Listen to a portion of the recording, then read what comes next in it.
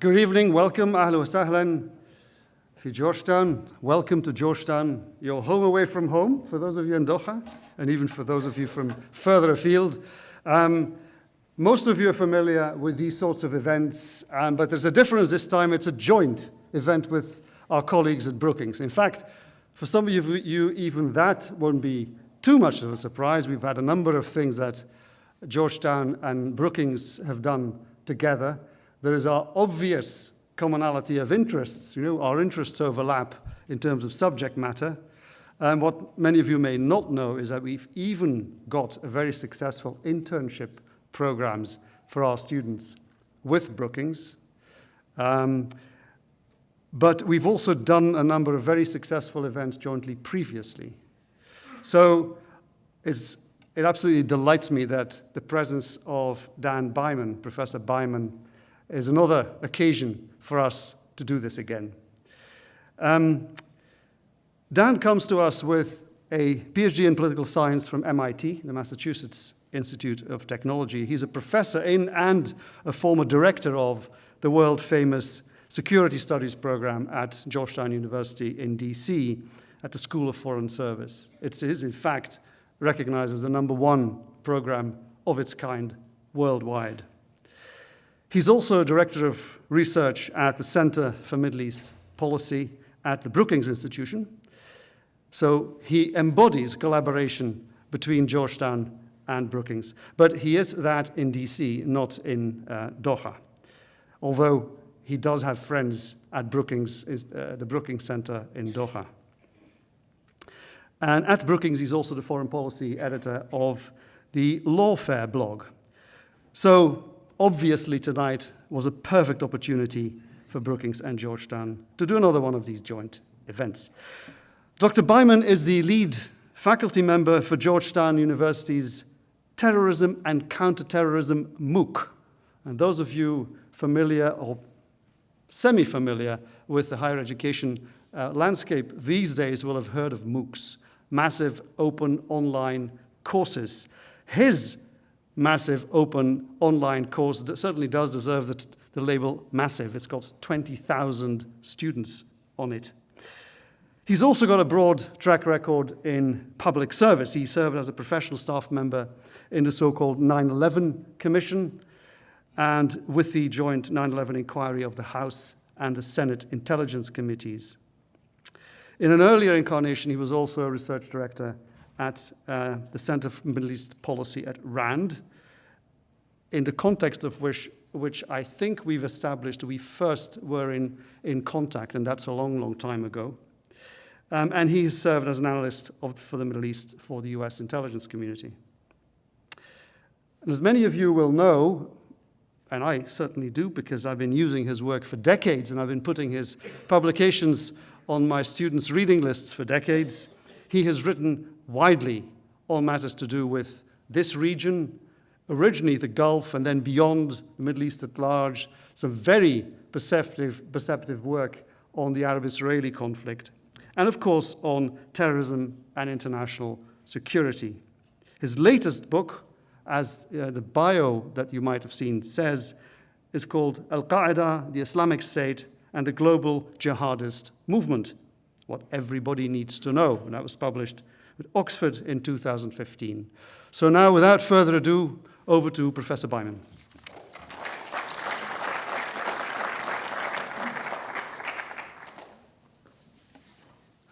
Thank you for that incredibly gracious welcome, and really thanks to everyone here in Doha. I've really found my time here already quite stimulating. I want to talk to you this evening, though, about an extremely depressing topic, which is U.S. policy in Syria. What I'd like to give is an American perspective on this policy, because I feel in some ways the politics and the options before the United States are often poorly understood. But I want to be clear, what I'm talking about tonight is not what's best for Syria. It's not what's best for the Middle East. It's meant to have a deliberate U.S. bias. And before I present 5 bad options, what I'd like to do is present to you the political context in the United States and also U.S. interests around which these decisions are made. I think, though, this is an opportune moment to consider or reconsider U.S. policy in Syria. I don't think I'm saying anything particularly critical when I say that whatever U.S. policy has been, it hasn't been going particularly well. The war in Syria has been stalemated. Diplomacy now seems almost impossible. The Syrian opposition itself is exceptionally divided, so it's questionable who could come to the table. And the Syrian regime, the Assad regime, thinks it can win. So the idea of making concessions at the negotiating table seems unlikely. The United States recently halted efforts to train the Syrian opposition because after several years it had been almost comprehensive failure. There is a new dimension with Russian intervention that reshapes the conflict. And in the United States, as you know, we have an election coming up, which is about a year from now, although it seems like it's imminent based on the coverage it's getting. And we're going to see a new policy. And all the candidates, with one or two exceptions, have called for more intervention in Syria. And all the candidates have been vague on what exactly that means. So let's start with U.S. interests in this conflict. I think that the Obama administration would define the number one interest as countering the Islamic State. It cites fears of international terrorism, and in particular, it's emphasized the danger the Islamic State poses to regional stability. And that leads to a second interest, which is that the conflict in general, not just the Islamic State, but the conflict in general, may spread to neighboring states in ways both big and small. We've already seen terrorism in Saudi Arabia, in Turkey, and elsewhere that is directly linked to the violence in Syria. We've also seen neighboring states become involved, right? And these interventions have made the conflict worse in Syria. And also, it's contributed to interventions as far-flung as the Saudi intervention in Yemen, that, in my view, are harmful to the Saudi state as well as to Yemenis. And as a result, the stability of allies is somewhat in question. And in particular, I would say Lebanon, Jordan, and even to some smaller degree, Saudi Arabia. And some of these, especially Saudi Arabia, but also Jordan, are very important American allies. The third interest I would cite are humanitarian concerns. These are exceptionally limited interests, right? As you all know, there are millions dead, hundreds of thousands of dead and millions of refugees. And the humanitarian issue perhaps should matter more, but it's something that has, at best, a limited impact on American thinking in this. What's very important to note, though, is that historic U.S. interests in the Middle East are mostly not implicated by the Syria conflict. So traditionally, the United States would look at the oil price stability, which is not terribly affected by the Syria conflict. It would think about the proliferation of nuclear weapons, which is not terribly affected by the Syria conflict.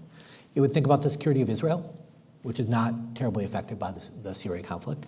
And even anti-US terrorism, which has increasingly grown as an interest, is only affected in a very marginal way. Most of the conflict in Syria, most of the groups in Syria, are about Syria or about the region. So if you look at the Islamic State's actions, if you look at its propaganda, almost all of it is about bringing people to what it says is an Islamic State. It wants an ingathering. So if you contrast it to terrorist groups in the past, what Ayman Zawahiri wants, where he wanted people to go to Pakistan, Afghanistan, and then come back and attack the United States and West, the Islamic State wants to bring Westerners to the region, but have them stay there to fight. So even there, the danger is much more limited. Now, thinking a bit about the politics, there is almost no desire among Americans to put U.S. troops in harm's way. Right? So maybe a few special operations forces, maybe airplanes flying over, but almost no desire to put large numbers of troops in harm's way. And when we think about the terrorism threat, Americans are thinking about to the U.S. homeland, not to the region. And so the terrorism threat is primarily about a relatively narrow part of the potential terrorism from the Syria conflict. There's also a large number of people America doesn't want to work with. Right? So the United States does not want to work with Assad or his regime. It does not want to work with the Islamic State. It does not want to work with Jabhat al-Nusra It does not want to work with Russia on this issue. It does not want to work with Iran on this issue. It does not want to work with Hezbollah on this issue. So the United States does not want to work with many of the actors that are most important to the conflict. Right? So if you talk about trying to influence the conflict, but you don't want to work with these various actors, that's exceptionally difficult. And this leads to an obstacle in U.S. diplomacy, which is that U.S. allies in the region, whether it's Turkey, whether it's Saudi Arabia, other key states, are far more focused on fighting the Assad regime than the Islamic State. So although the United States and its allies both have interests in Syria, what they care about most differs on a fundamental level. Okay, with that in mind, let me go through a few basic options. The first option, and the simplest, is simply stay out of the conflict completely. Okay? And this was the lesson I believe President Obama learned from the U.S. experience in Iraq, which is that these interventions in the Middle East are costly, they are exceptionally complex, and the United States is very bad at this. Right? That these are societies the United States doesn't understand. There are dynamics unleashed that America is very bad at stopping, and for the most part, doesn't work well. So you can look at Iraq today, you could look at Libya after the fall of Gaddafi, where in that case Obama intervened somewhat reluctantly, and now it's looked to as an example of a disaster in foreign policy on his watch. Also, that in general, this is a part of the world where America, especially American military intervention, is not wanted. That as soon as American boots appear on the ground, there'll be hostility towards the United States that might generate more anti-U.S. terrorism. So one of the lessons is the United States simply can't do it. Another reason to stay out is that all the other options I'm going to present have costs or risks, and this reduces those. But the costs of staying out are considerable, right? To the extent you believe that the United States has some humanitarian responsibility given its power, that's a cost. To the extent you believe that the Islamic State poses a terrorism risk, that's a cost. To the extent that you care about the spread of instability from Syria, that's a cost. And we're going to see pressure for intervention continue because of these issues. So that's one end of the spectrum. Let me take you all the way to the other end, just to frame this. And that's a massive U.S. military intervention. Now, the initial, and I'm stressing the word initial, U.S. military challenge is real, but actually quite limited. Right? The fight, whether it's the Assad regime or the Islamic State, these are military foes the United States could destroy in a conventional way relatively easily. They're far weaker than the forces of Iraq in 2003. And the traditional part of the campaign would be over relatively quickly. And there would be a chance to end the humanitarian nightmare that ordinary Syrians are suffering, whether it's from the Islamic State or from the Assad regime. And in theory, if Syria could be stabilized, this would reduce the risk of regional destabilization. Now, in a way, this is a non-starter because politically there's no support in the United States for this. But there are also few allies who want to share this burden. Right? That this is a constant challenge, which is the United States would be doing large-scale intervention without having many people lining up to join it. And as I mentioned, allies have a different goal, but they also have a different end game. It would be hard politically to imagine the United States intervening in Syria decisively without trying to install a government that was seen in the United States as relatively democratic and somewhat pro-Western. That is something that many regional states would not want. What they would want would vary by state, but they would have very different emphases. So Turkey, of course, would care tremendously about what particular status the Syrian Kurds received. Right? The Saudis would certainly not want a democracy at all. There'd be very different answers to that. But there's the biggest issue, which is after intervention, there's always a question, which is, and then what? Right? And this has been, I would say, the constant problem plaguing U.S. policy in the Middle East for over a decade, which is removing a dictator, whether it's Saddam Hussein, whether it's Gaddafi, in a very different context, kicking Syria out of Lebanon in the Cedar Revolution, encouraging the, encouraging change in the Palestinian arena. There's always a question of, once someone is gone, what fills its place? And I mentioned that the initial military challenge is limited, but inevitably there would be a long-term occupation. which would involve at least low-level violence, and in the Syria context, probably much more than low-level violence. This would be a rather nasty counterinsurgency. It would require, again, a sustained and significant military intervention. And it's unclear who the legitimate actors are to fill the void. There is no one that power can be handed off to that is strong and capable. Regional states would intervene to support their favorite proxy. And so it would be a protracted insurgency where somewhat, a best case scenario might be something like what happened in Afghanistan after the fall of the Taliban. And here we are over a decade later with the United States withdrawing and the situation in Afghanistan being quite unpleasant. So let's go to option 3, which is working primarily with local proxies focused on the Islamic State. So not massive direct US intervention and not going after the Assad regime for the most part. And this is what the Obama administration in various ways has been trying to do. Working with Turkey, working with Saudi Arabia, working with Iraqi tribes, working with the Kurds in Syria and parts of Iraq, and attempting to work with select parts of the Syrian opposition. Now, the local groups have very, very strong interests in what's going on. It's their lives, it's their territory, and it's their future. So there are reasons for them to be involved, there are reasons for them to fight. And the United States can use air power as a force multiplier. Now, I'll discuss this in more detail, but militarily, there are options for the United States that don't involve direct harm to US personnel, but still have a military impact. But again, to stress that most of the US partners locally have their own agenda that differs dramatically from that of the United States. So the United States can work with Turkey, but Turkey is primarily concerned with the status of the Kurds in Syria and with the Assad regime. So even though it might mouth words about the Islamic State, it's going to have a different agenda.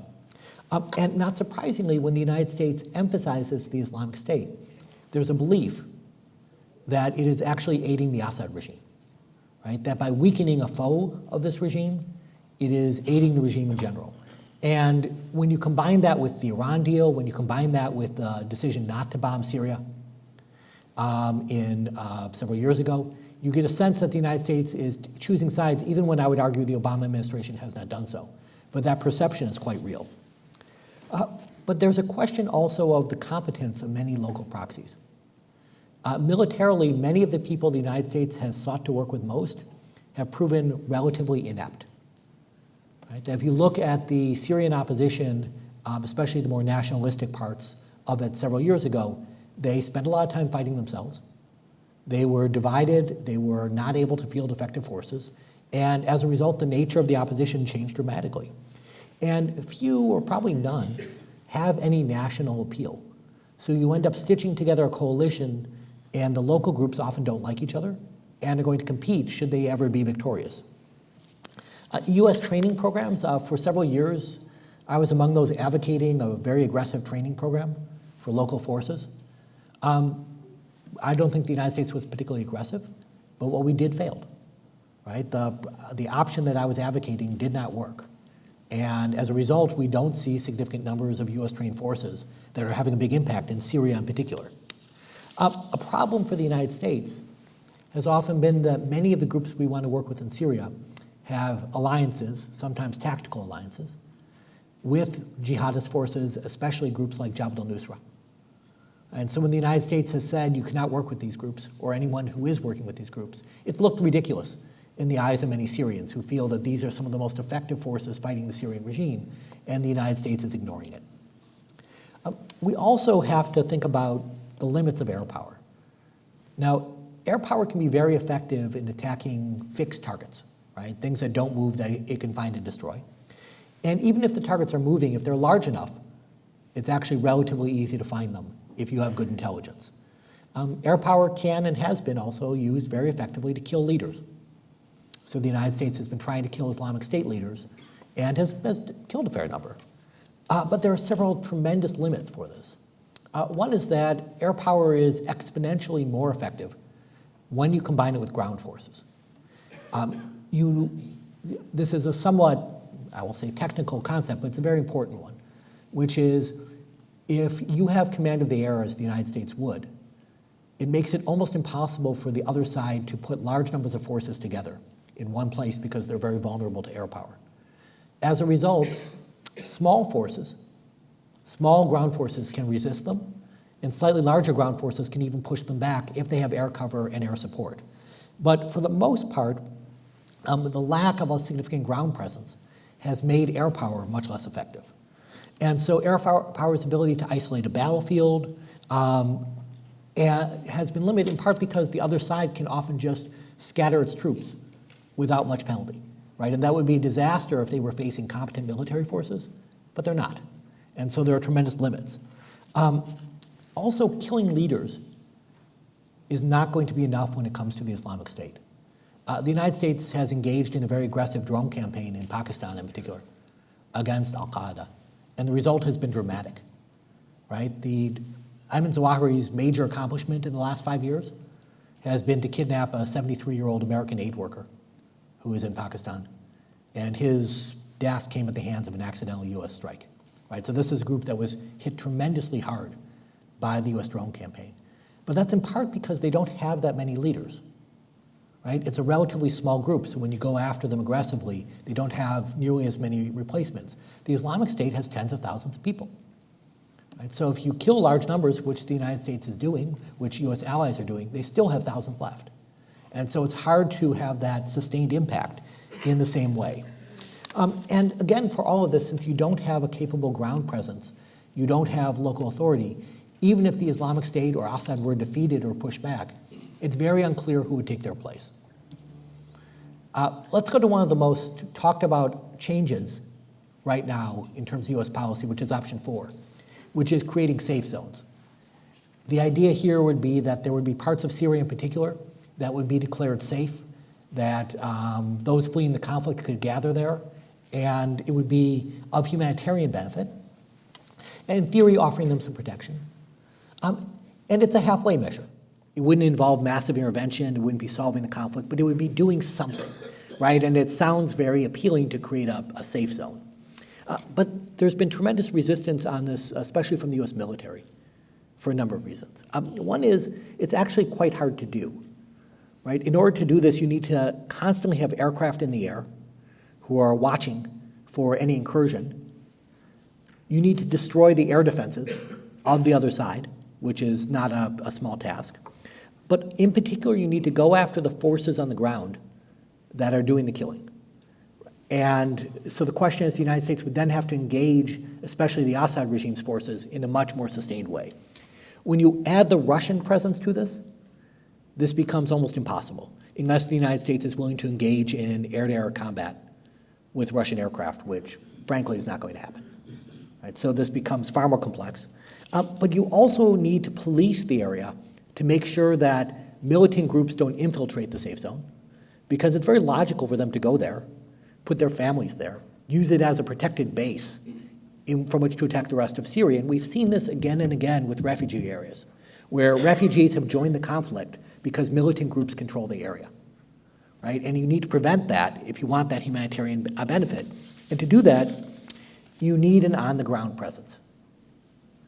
Nor does this solve the question of what to do next, right?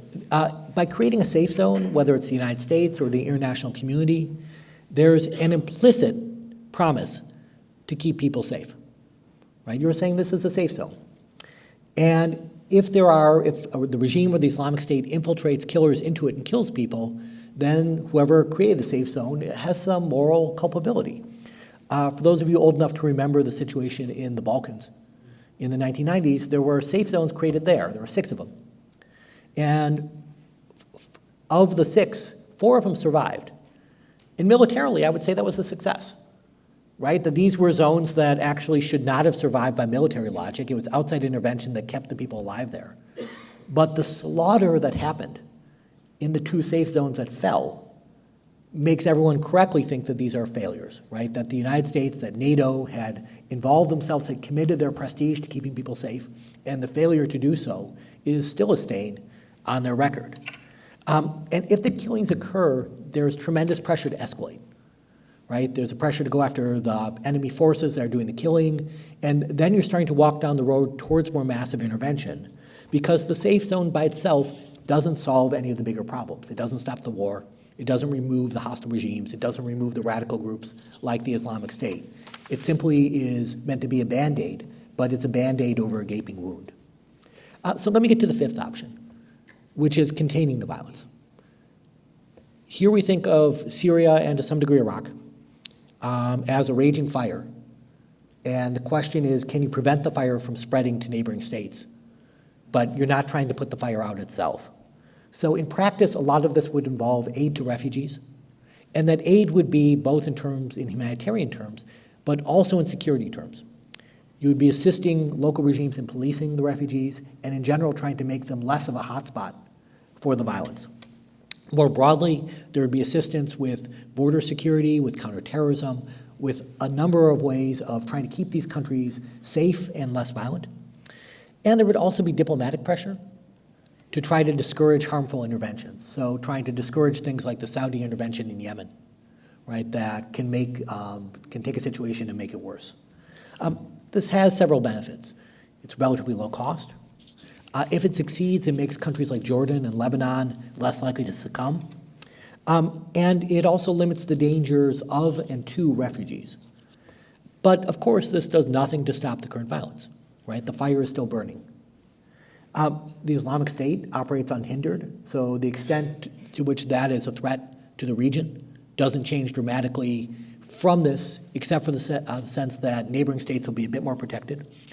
And the dynamics of war are often so powerful that they're hard to contain. Right? This option assumes that various programs will reduce the risk of neighboring states having significant internal problems, but that may be impossible. So let me conclude with just some brief implications for this. From a U.S. domestic political point of view, there is a certain degree of damned if you do, damned if you don't, where if a president does intervene, he or she would be unpopular because of the potential risk to U.S. forces. But at the same time, there's a fear of the Islamic State that's going to push towards intervention.